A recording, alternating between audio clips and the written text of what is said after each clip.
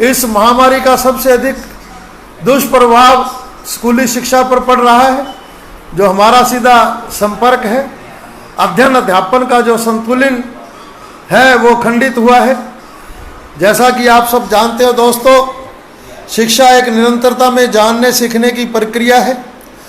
जैसा कि हम सब जानते हैं कि मध्य मार्च से ही देश व राजस्थान के सभी विद्यालय, शिक्षण संस्थान, कोचिंग सेंटर आदि बंद पड़े हैं और अभी आगे कब तक बंद रहेंगे आज कोई भी किसी प्रकार की भविष्यवाणी नहीं कर सकता।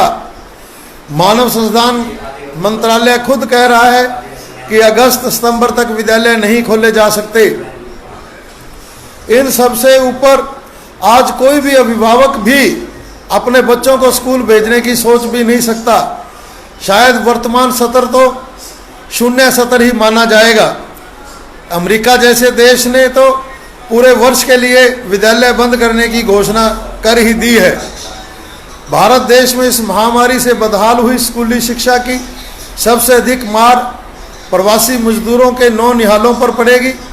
हम देख रहे हैं कि पिछले 20-25 दिनों से करोड़ों करोड़ मजदूर इधर से उधर कैसे जा रहे हैं, वो कैसे जा रहे हैं और किन हालात में अपने अपने घर जा रहे हैं, ये तो अलग विषय है, आज इसकी चर्चा नहीं करेंगे।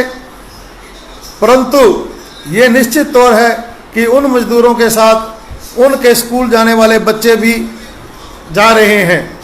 ये बच्चे राजस्थान, हरियाणा, पंजाब, दिल्ली आदि के सरकारी विद्यालयों में ही शिक्षा ग्रहण कर रहे थे। अब हम कह नहीं सकते कि ये मजदूर कभी वापस यहाँ आएंगे या नहीं आएंगे, और ये प्रवासी मजदूरों के बच्चे आगे स्कूली शिक्षा ग्रहण कर भी पाएंगे या नहीं कर पाएंगे, या वो ड्रॉप आउट की गिनती में ही शामिल हो जाएंगे। इस महामारी से विद्यार्थी वर्ग से अधिक प्रभावित और सबसे अधिक प्रभावित हो रहा है स्कूली शिक्षा के अंदर। आज इस प्रतियोगी युग में जहाँ पल पल नए नए अधिगम सीखने का महत्व है, वहीं समस्त विद्यार्थी वर्ग लंबे समय से अपने अपने घरों में कैद है। सभी विद्यालय व शिक्षण संस्थान, कोचिंग सेंटर बंद हैं। यूनेस्को की एक रिपोर्ट प्रकाशित हुई है, दुनिया के 191 देश में 157 करोड़ अर्थात 1,57 बच्चे इस महामारी से प्रभावित हो रहे हैं। और अगर भारत की बात करें तो ये संख्या 32 करोड़ के लगभग है, जिसमें लड़के 1.25 करोड़ हैं और लड़कियां 16 करोड़ है। तो लड़कियां 50 लाख ज़्यादा हैं। और कहने के तो हम अभी आंकड़े दे रहे थे कि भारत में 2,77,000 कोरोना पॉजिटिव हैं, परंतु इस महामारी से अगर हम देखते हैं तो 32 करोड़ बच्चे सीधे रूप से प्रभावित हैं। स्कूली विद्यार्थी पर तो यह महामारी दोहरी तीसरी मार के रूप में प्रभावित कर रही है।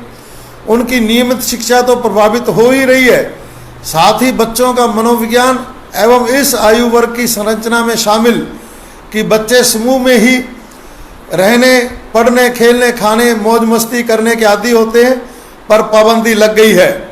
इससे उनका मानसिक एवं शारीरिक विकास प्रभावित हो रहा है। विद्यार्थी ऐसा वर्ग है जो सबसे अधिक ऊर्जावान होता है।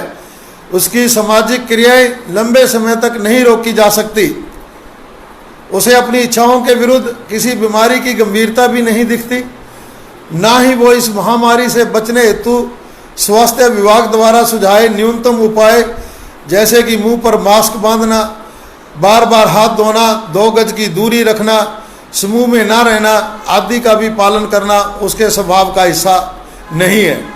ऐसे में अध्यापक व अभिभावकों पर ही ये जिम्मेवारी आती है कि वो निरंतरता में बच्चों की काउंसलिंग करते रहें ताकि उनके मानसिक व शारीरिक विकास पर अधिक नकारात्मक प्रभाव ना पड़े।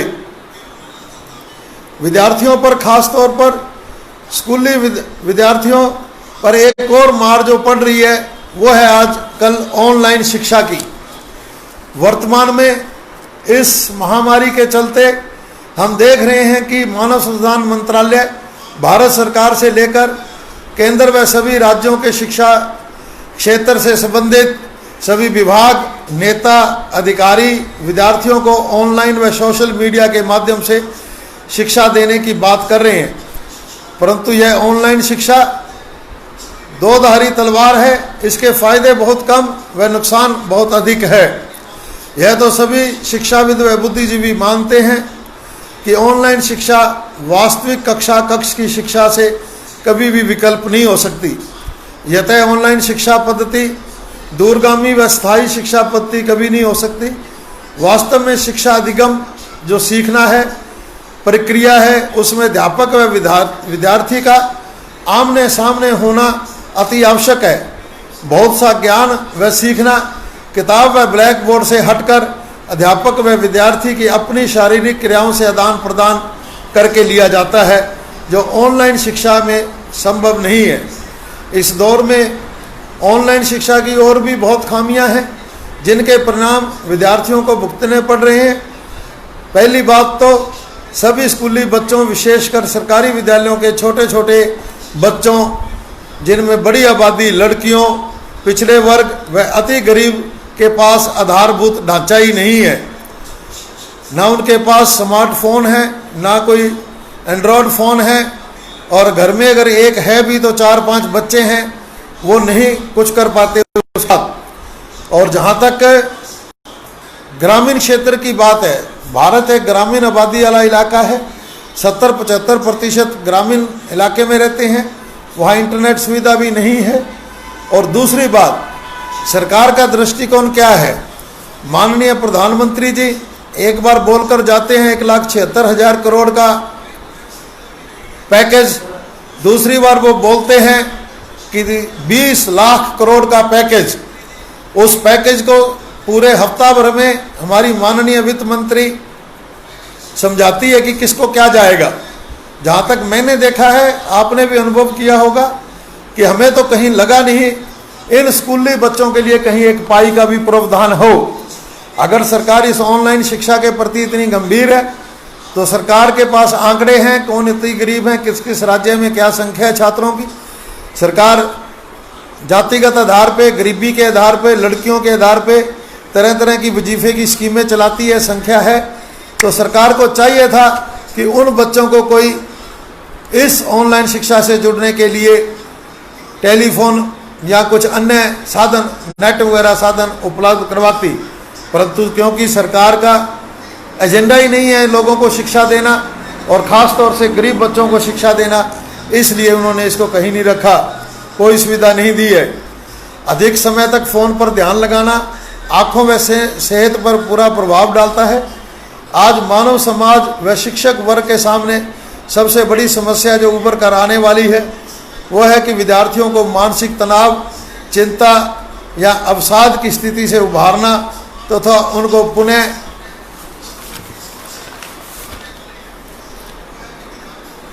शैक्षणिक गतिविधियों की ओर अग्रसित करना जब भी हालात सामान्य होंगे। अभी यह महामारी भारत में और राजस्थान में भी बड़ी तेजी से बढ़ रही है, अतः अभी से इस महामारी के स्कूली शिक्षा विद्यार्थियों पर क्या प्रभाव पड़ेंगे को रेखांकित करना संभव नहीं है। किसी घटना के प्रभावों का वास्तविक आकलन तो उस घटना की समाप्ति व अनेक बार तो उस घटना के समापन के कई वर्षों पश्चात तक भी दर्ज किया जाता है। तो बहुत बुरा प्रभाव अभी तक पड़ रहा है स्कूली शिक्षा पे और बच्चों पर। अगला, जहाँ तक हम अध्यापकों की बात करें जो इस पेशे से जुड़े हुए हैं, इस महामारी का अध्यापकों पर शुरुआती प्रभावों में स्थिति बहुत गंभीर व चिंतनीय है। एक और जो आम नागरिक के ऊपर इस महामारी के प्रभाव हैं, उनको चिंता है कि ये महामारी से ग्रस्त ना हो जाएं, तो वो अध्यापक के ऊपर भी चिंता है। अध्यापक की भी एक मानव के रूप में इस महामारी की चपेट में आ सकता है, बचना चाहता है। परंतु इसके अतिरिक्त इस महामारी के चलते एक अध्यापक पर अनेक मानसिक, शारीरिक व आर्थिक हमले बोले जा रहे हैं। आप देखोगे दोस्तों, एक अध्यापक चाहे वो राजस्थान का है, हरियाणा का या हिंदुस्तान का है, वो एक सामाजिक प्राणी होते हुए, एक जिम्मेवार नागरिक होते हुए, हम सब समझते हैं कि देश के ऊपर ये आपदा जो संकट आया है इसमें हमारी भूमिका है। तो इसकी अपनी जिम्मेवारी को समझते हुए राजस्थान के शिक्षकों ने भी अपना स्वेच्छा से 1 दिन का वेतन देने की घोषणा की थी, परंतु सरकार ने धक्के से 3 दिन का वेतन काटा मार्च मास में, और साथ में मार्च मास में 50% वेतन को रोक लिया। मतलब एक ये महामारी, उससे बचाव करना, और ऊपर से ये आर्थिक संकट भी अध्यापक के ऊपर डाल दिया सरकार ने। जब सरकार के पास इतने खजाने हैं, सरकार के पास इतने पैकेज हैं, तो एक वेतन भोगी अध्यापक से इतनी बड़ी राशि लेने की क्या आवश्यकता है? उसके भी तो घर चलाने की जरूरत है। और इसके अतिरिक्त एक प्रचार जब से ये महामारी आई है लगातार चल रहा है कि घर में रहें, सुरक्षित रहें। हमारे माननीय प्रधानमंत्री, सरकार के अन्य नुमाइंदे, टेलीविज़न, टेलीफोन की प्रत्येक घंटी दिन में सैकड़ों बार कहती है कि घर में रहें, सुरक्षित रहें, परंतु जब बात अध्यापक की आती है तो हम क्या देखते हैं? इस महामारी से बचने के लिए सरकार ने 25 मार्च से अलग अलग तरह के 4 लॉकडाउन पीरियड लगाए। उससे पहले 22 मार्च को जनता कर्फ्यू लगाया। अब देश के कई हिस्सों में अनलॉक 1 है और कई जगह लॉकडाउन 5 चल रहा है, परंतु क्या किसी अध्यापक को राजस्थान सरकार एवं शिक्षा विभाग ने घर बैठने दिया? पूरी दुनिया को, देश को, जनता को अंदर बंद कर रहे हैं, परंतु यह नहीं है। रोष व खेद की बात तो यह है कि बिना कोई न्यूनतम स्वास्थ्य सुरक्षा किट उपलब्ध करवाए कहीं भी कुछ अध्यापकों को सुरक्षा के नाम पर नहीं दिया जा रहा। इस कोरोना महामारी के दौरान निरंतरता में अलग अलग मोर्चों पर तैनात किया जा रहा है। अध्यापक अपनी जान जोखिम में डालकर अनेक प्रकार की सौंपी गई ड्यूटियां निभा रहा है। राजस्थान की ड्यूटियां जो हमें पता लगी हैं, वैसे तो सारे देश में ही ऐसी ड्यूटियां हैं, पर विशेष तौर से राजस्थान में होम क्वारंटाइन में चौकीदार की ड्यूटी भी अध्यापक दे रहा है। उन क्वारंटाइन होम के अंदर राशन व भोजन सामग्री का वितरण भी टीचर कर रहा है। और बड़े ताज्जुब की बात है कि जो अंतर जिला और अंतर राज्य सीमाएं हैं, उनकी चेक पोस्ट के ऊपर पुलिस के साथ ड्यूटी भी अध्यापक की लगाई गई है। इसके साथ साथ कई प्रकार के घर घर जाकर सर्वे, मतलब सरकार ऑनलाइन है, हमेशा आईटी का ज़माना है, बहुत बड़ी बड़ी बातें केंद्र सरकार, राज्य सरकारें करती रहती हैं, परंतु सरकार के पास कोई रिकॉर्ड नहीं है कि उसकी स्टेट के अंदर कितने गरीब लोग हैं, किन के पास राशन कार्ड है, किन के नहीं है। जब कोई आपदा आती है तो आनन फानन में नई तैयारियां की जाती हैं और 3-3 बार में परफॉर्मे भी ठीक किए जाते हैं। तो ऐसे ही वो घर घर जाकर सर्वे कर रहे हैं, ये भी पता नहीं उन किसी के घर के अंदर कोई कोरोना मरीज ही बैठा हो। इसी प्रकार टिड्डी दल नियंत्रण, टिड्डियों की नियंत्रण करने की भी ड्यूटी राजस्थान में अध्यापकों की लगाई गई। और गजब हो गया कि मृत्यु भोज की निगरानी करनी है, कितने इसमें भाग ले रहे हैं। इसी प्रकार शादी विवाह में सोशल डिस्टेंस का पालन हो रहा है कि नहीं हो रहा। मतलब अध्यापक को एक ऐसा पुर्जा माना गया है कि जो उसका मूल कार्य है शिक्षण, उसको तो बिल्कुल नज़रअंदाज कर दिया गया, क्योंकि सरकारी अध्यापक बड़े तौर पर, कुछ अपवाद हो सकते हैं मानते हैं हम, परंतु बड़े तौर पर एक ऐसी जमात को पढ़ाता है, एक ऐसे वर्ग को पढ़ाता है समाज के, जिसकी गिनती हमारे नीति निर्माताओं के पास नहीं आती कभी भी। उनको चिंता नहीं है, केवल फॉर्मेलिटी के तौर पर स्कूल खोल के रखते हैं। और टीचर को जहाँ भी, ये केवल इस कोविड-19 महामारी की दौर की बात नहीं है, हमारा लगातार ये संघर्ष रहता है पूरे देश में अलग अलग राज्यों में कि गैर शैक्षणिक कार्य न लिए जाएं, और सभी सरकारें और जिला प्रशासन बार बार ऐसे गैर शैक्षणिक कार्य इनसे लेता रहता है। तो इस कोविड महामारी में वो गैर शैक्षणिक कार्यों की दर्जनों ड्यूटियां नहीं बढ़ गई हैं, और सबसे बड़ी बात कि इसमें अध्यापक को कोई सुरक्षा उपकरण नहीं दिए गए। हमें ध्यान रखना चाहिए, अभी दिल्ली के आंकड़े जब हम देखते हैं, वो घर घर जाके राशन बांट रहे हैं मिड डे मील का टीचर, 100 टीचर से ज़्यादा को कोरोना पॉजिटिव संक्रमण हो गया है। 500 से ज़्यादा दिल्ली में टीचर घरों में क्वारंटाइन करे हुए हैं, कैद करे हुए हैं। तो ऐसी सारी स्थिति के अंदर अध्यापक को बिल्कुल ऐसे खुला छोड़ देना, लावारिस छोड़ देना, ये बड़ा चिंता का विषय है, निंदनीय है। इन सब के अतिरिक्त राजस्थान का शिक्षक भी ऑनलाइन शिक्षा का कार्य भी कर रहा है, जो इन सब में बार बार डोर टू डोर भी भेजा जा रहा है। निश्चित तौर पर यह सब उन्हें मानसिक शारीरिक तौर पर प्रताड़ित करना ही है। विडंबना इससे भी अधिक आगे है। अब तो यह स्पष्टतः सामने आ गया, एक महामारी ने चीज सिद्ध कर दी है पूरे देश में कि इस महामारी का मुकाबला कौन कर रहा है। अगली कतार में आकर अपनी जान जोखिम में डालकर हम दावे के साथ कह सकते हैं, और ऐसे जी न्यूज जैसे जो दूसरी तरफ के भक्त चैनल थे, उन्होंने भी रिपोर्टिंग करी है कि आज पूरे देश में जो सरकारी सिस्टम है, जो सार्वजनिक क्षेत्र है, जिसको हम बचाने की मांग करते हैं, लगातार ट्रेड यूनियन करती है, स्टेट STFI करती है, राजस्थान शिक्षक संघ मांग करता है, अखिल भारतीय राज्य कर्मचारी महासंघ मांग करता है। आज वही सारा का सारा सरकारी क्षेत्र पूरे हिंदुस्तान में इस महामारी से लड़ने में आगे आ रहा है।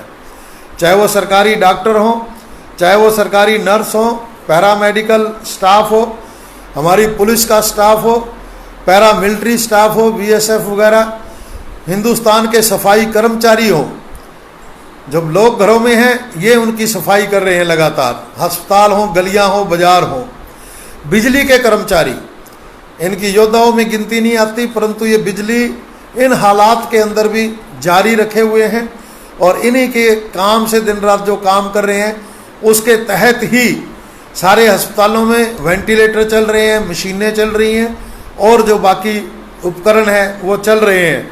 और वहीं सरकारी अध्यापक, इसकी कोई गिनती करे ना करे, परंतु इसके जो साइड के जो काम है, इस महामारी के आकलन के, सर्वे के, बच्चों को पढ़ाने को छोड़ो, उसके अतिरिक्त जितने काम हैं, मैंने ऊपर भी गिनाए हैं, वो सारे काम ये अध्यापक कर रहे हैं। तो जब ये लोग सारे के सारे सरकारी क्षेत्र के लोग ऐसा काम कर रहे हैं, परंतु हम दूसरी तरफ देखते हैं कि सरकार को चाहिए तो ये था कि जब सरकारी क्षेत्र, सार्वजनिक क्षेत्र इतना काम कर रहे हैं तो इसकी हौसला अफजाई की जाए, इसका मनोबल बढ़ाया जाए, कुछ प्रोत्साहन राशियां दी जाएं जो पैकेज घोषित होते हैं। परंतु सरकार कर क्या रही है? हमारे माननीय प्रधानमंत्री जी कहते हैं कि इस महामारी को हम अवसर के रूप में बदलेंगे।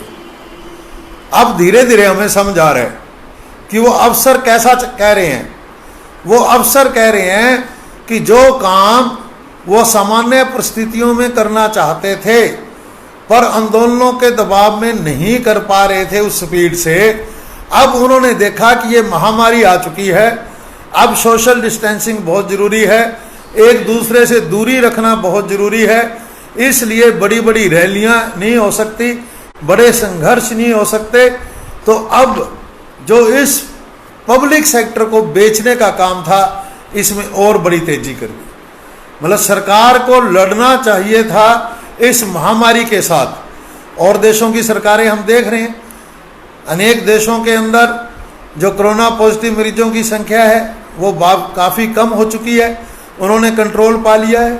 भारत के अंदर भी एक राज्य है केरल, जिसके बहुत अच्छे परिणाम हैं, बहुत ज़्यादा रोक लगा दी है उन्होंने। ये तो बाद में जब बाहर से आने वाले शुरू हुए तो कुछ मरीजों की संख्या दोबारा बढ़ गई, उससे पहले तो 95% मरीज उन्होंने ठीक कर दिए थे और केवल 4-5 मौत हुई थी।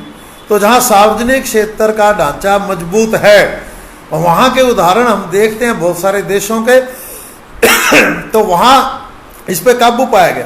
परंतु हिंदुस्तान की सरकार उसका ये ध्यान ही नहीं है कि इस महामारी से कैसे बचाया जाए लोगों को। वो अवसर के रूप में इस सार्वजनिक क्षेत्र को बेचने पर लगी हुई है, जहां इस महामारी से निपटने के स्थान पर तरह तरह के महकमे, कभी एयरपोर्ट बिक रहे हैं, कभी एयर इंडिया बिक रहा है, कभी कोई चीज़ बिक रही है। और सबसे बड़ी बात, जो मजदूरों ने सैकड़ों वर्ष के संघर्ष के बाद कुछ श्रम कानून बनवाए थे, मुख्यतः हम 1 मई प्रतिवर्ष मजदूर दिवस मनाते हैं, उसकी एक लाइन में अगर निचोड़ है तो शिकागो में मजदूरों ने एक हाँ करवाई थी, एक जीत करवाई थी कि 8 घंटे की दिहाड़ी करेंगे। दिन के 24 घंटे को 3 हिस्सों में बांटा गया था।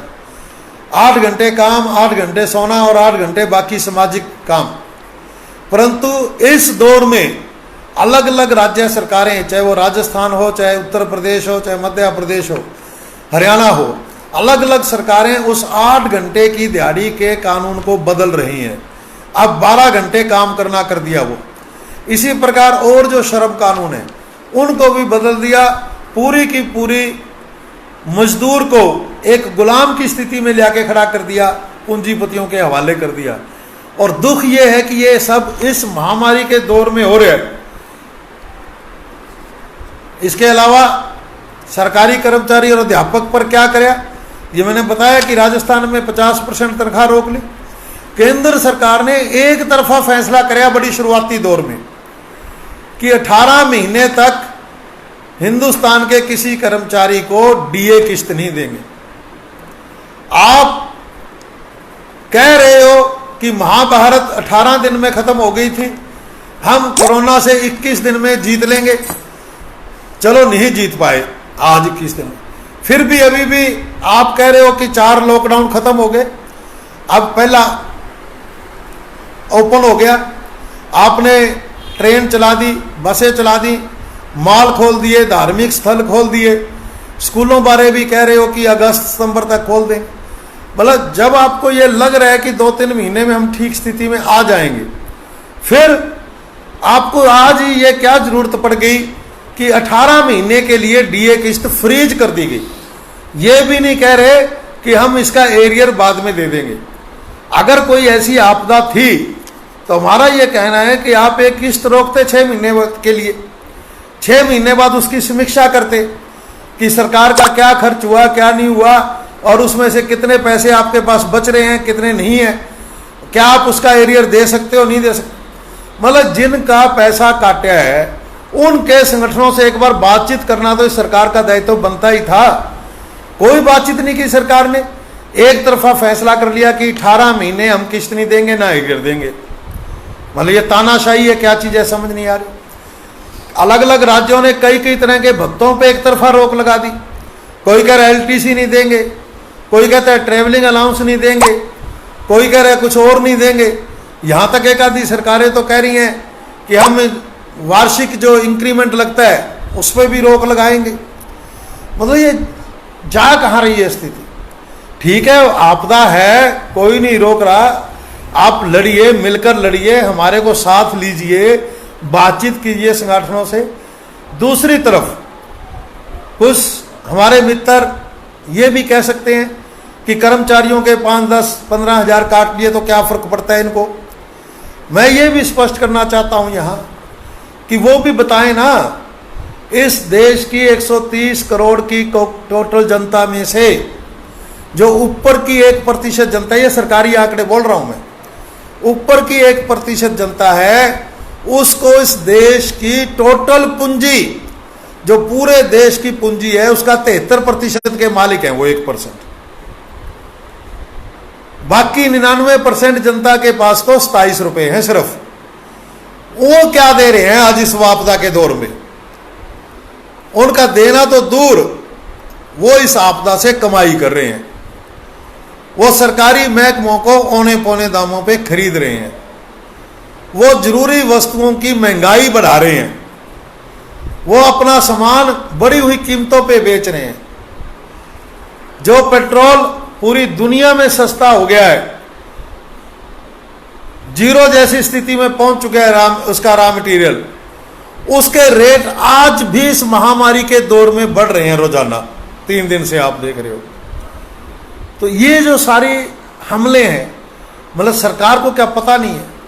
सरकार उन भामाशाहों को छोड़कर, उन पूंजीपतियों को छोड़कर आम जनता के ऊपर ये सारी की सारी मार डाल रही है कि इनको निचोड़ा जाए। और एक जब आपदा आती है तो उसमें एक नया सिस्टम बनी जाता है कि सरकार के साथ, देश के साथ सहानुभूति होती है।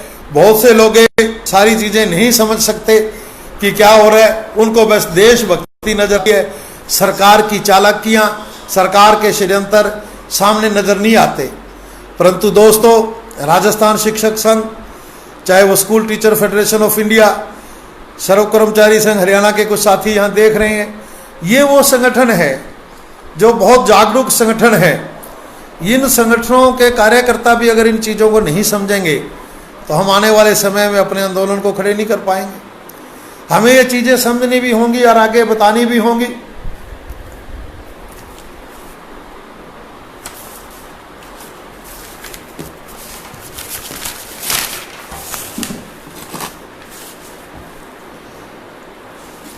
तो साथियों, मैं जो आगे कह रहा था कि सारे वेतन भत्ते ये घोषणाएं कर चुकी है सरकार। आधे वेतन की बात है। सरकार समझती है कि इस महामारी में बड़े आंदोलन नहीं हो सकते तो कुछ भी कर सकती है। परंतु मैं यहाँ ये स्पष्ट करना चाहूँ कि चाहे वो देश का मजदूर वर्ग है, चाहे देश का वेतनभोगी वर्ग है, चाहे अध्यापक वर्ग है, जो जुझारू वर्ग है विशेष तौर पर, वो ऐसे चुप नहीं बैठेगा। अगर हम हरियाणा की बात करें, अभी आपने राजस्थान में भी किया होगा, इस 3-4 महीने के अंदर हमने स्वास्थ्य जो दिशा निर्देश हैं इस महामारी के, उनका पालन करते हुए 1 दर्जन से अधिक कार्यक्रम किए।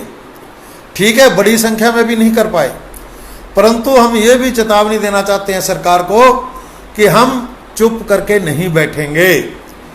हम आपकी प्रत्येक चाल को जनता तक लेकर जाएंगे। उसी की एक श्रृंखला, एक कड़ी है राजस्थान शिक्षक संघ का ये फेसबुक पेज लाइव करना। रोज अलग अलग वक्ता अलग अलग विषय पे आते हैं, क्योंकि आज हम इकट्ठी मीटिंगें नहीं कर सकते, बैठ के कन्वेंशन नहीं कर सकते, तो हम भी सोशल मीडिया का सहारा लेकर अपने कार्यकर्ताओं को अंदरूनी एक एक बात बता रहे हैं और समझा रहे हैं कि क्या हालात हैं, आगे कैसे चलना पड़ेगा। अभी आपने देखा होगा दोस्तों, 22 मई को पूरे देश के अंदर जो श्रम कानूनों में बदलाव किए जा रहे हैं और जो अन्य मार डाली जा रही है, उसके खिलाफ हल्ला बोल कार्यक्रम किया गया। इसके अंदर हिंदुस्तान की 10 बड़ी ट्रेड यूनियन जो पंजीकृत हैं वो शामिल हुई। सैकड़ों इसके अंदर स्वतंत्र फेडरेशन है हिंदुस्तान की, राष्ट्रीय स्तर की, वो शामिल हुई।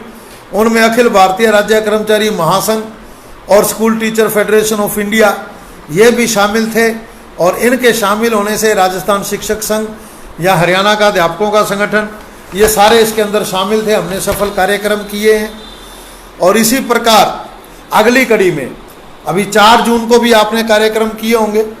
अखिल भारतीय राज्य सरकारी कर्मचारी महासंघ ने एक काल दी, जो सरकार कर्मचारियों पे कटौतियां कर रही है, जो मैंने अभी जिक्र किया, चाहे वो डीए कट की है, चाहे एलटीसी बंद करने की है, चाहे वो ट्रैवलिंग अलाउंस बंद करने की है, चाहे कोई इंक्रीमेंट रोकने की बात है।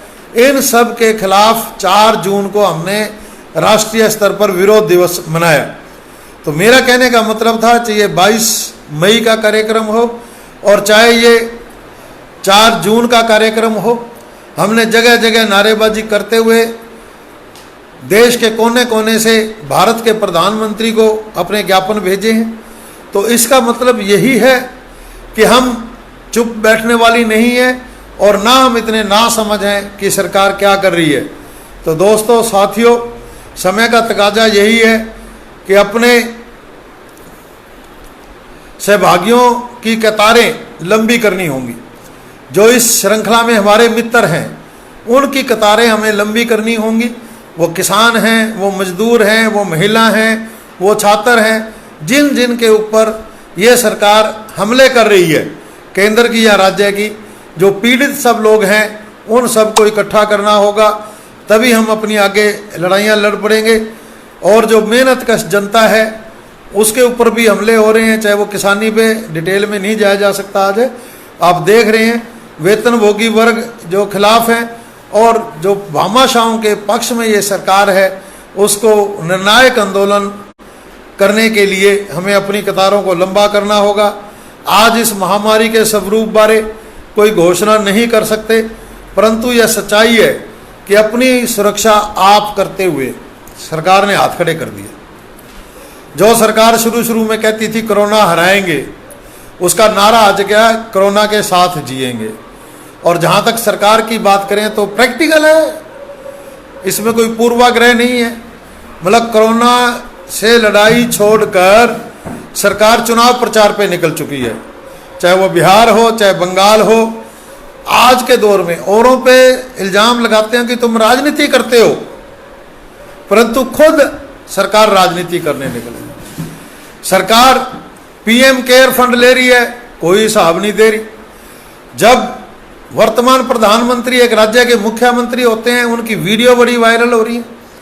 वो कहते हैं कि केंद्र सरकार के खजाने में जो जनता का पैसा है उसे जनता को जानने का हक है। हक है कि नहीं, हक है कि नहीं, बार बार रैलियों में पूछते हैं। जनता कहती है हक, परंतु अब जब खुद मौका आया, पीएम केयर्स बनाया, तो देश हित में नहीं बताया जा सकता। राइट टू इंफॉर्मेशन के अंडर भी नहीं आएगा बोले ये। तो ये जो ऐसी सरकार कर रही है ये सारे काम, वो पैसा कहाँ खर्च कर रही है, चुनाव की तैयारियां कर रही है, ये सारी जनता समझती है। और हमें भी ये मालूम पड़ चुका है अब कि अपनी सुरक्षा आप करते हुए इस दौर में भी हमें लड़ना होगा, जीना होगा। और मैं यही कामना करता हूँ कि आप सभी स्वस्थ रहें, सुरक्षित रहें, और जो हमारा असली काम है, अपने परिवार हमने संभालने हैं, कोई दिक्कत नहीं, वो हमारी जिम्मेवारी है। परंतु अपने परिवारों के साथ जो लाखों लाख बच्चों के परिवार हमारे साथ जुड़े हुए हैं, हम राष्ट्र निर्माता हैं, हम शिक्षक हैं, तो अपने बच्चों को भूलने की चेष्टा ना करना। इस महामारी के दौर में आप इतने काम कर रहे हो, उन बच्चों का भी ध्यान रखना, उनकी मानसिक शारीरिक स्थिति आर्थिक स्थिति कमजोर ना होने पर। सरकार ने तो कहा ही है बार बार, बुजुर्गों का ध्यान आप रखो, गरीबों का ध्यान आप रखो, अपना ध्यान तो रखो ही रखो, और दान हमें दे दो। चलो वो सरकार की बातें अलग हैं, परंतु मैं भी ये कहना चाहूँगा कि एक मानवता के नाते, एक मानव के नाते और एक टीचर जैसे पेशे में होने के नाते हमारे साथी ये पूरा ध्यान रखें। जो समाज सेवा बनती है, और मुझे फ़ख्र है, बखान नहीं हो सकता, आपके राजस्थान के आंकड़े भी होंगे आपके पास, पूरे हिंदुस्तान में STFI की जो संगठन है, उन्होंने खुले दिल से जो सरकार को चंदा दिया है, परंतु आगे बढ़कर अलग से चंदा करके गरीब जनता की पूरी सेवा की है। कहीं महीने महीने के राशन किट बांटे गए हैं, कहीं राशन बनाकर बांटा गया है, कहीं मजदूरों के लिए शेल्टर होम बनाए गए हैं, उनको एक एक डेढ़ महीना रखा गया, कहीं उनको गाड़ियां साधन करके दिए गए। तो हमें फ़ख्र है उन टीचर्स के ऊपर जो इस स्थिति के अंदर ऐसा काम कर रहे हैं, समाज सेवा कर रहे हैं, और विशेष तौर पे उस आखिरी छोर तक बैठी हुई जनता की सेवा कर रहे हैं जिनके पास सरकार भी नहीं पहुंच रही। तो आप इस कार्य को जारी रखेंगे और निश्चित तौर पर ये दिन बदलेंगे, स्थिति बदलेगी। बहुत महामारियां आई हैं, बहुत संकट आए हैं, कुछ समय के बाद वो अतीत का हिस्सा बन गए हैं। तो हम यही कामना करते हैं कि ये भी एक अतीत का हिस्सा बनेगा। और मैं लास्ट में प्रसिद्ध कवित्री महादेवी वर्मा के शब्दों को कोट करते हुए अपनी बात समाप्त करना चाहूँगा। माना कि अंधेरा बहुत है, पर दिया जलाना कब मना है, आशा व उम्मीद करते हैं शिक्षा जगत के योद्धा अध्यापक बंधु विपरीत परिस्थितियों को सकारात्मक बनाने में अपनी महती भूमिका निभाएंगे। जय भारत, जय अध्यापक, जय STFI, जय राजस्थान शिक्षक संघ। धन्यवाद दोस्तों।